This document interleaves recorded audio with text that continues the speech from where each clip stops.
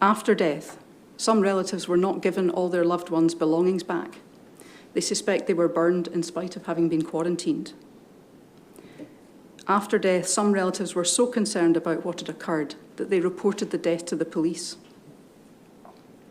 They want to know how it got to that stage. The inquiries promised to take a human rights-based approach, and hearing first from those impacted by the pandemic is a recognition of that approach in action, and that is welcomed. But a meaningful human rights-based approach goes far beyond that. The inquiry must investigate whether the right to life under Article 2 was respected and protected.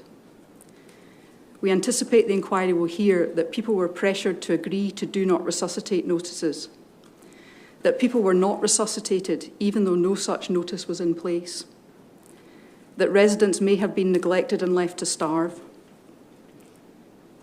that families are not sure they were told the truth about their relative's cause of death, that the usual process for certification of deaths was departed from.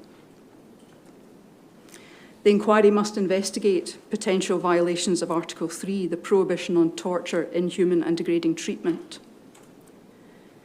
Relatives will speak of their loved ones lacking food, water and hygiene, that there was inadequate, inappropriate, absent or delayed medical attention, that welfare attorneys' views were not listened to when it came to medical treatment, that there was inadequate staffing to provide proper care, resulting in residents suffering unnecessarily. We urge the inquiry to consider whether, in light of people's lived experience, the inspection and regulatory regimes were fit for purpose to prevent or remedy these harms.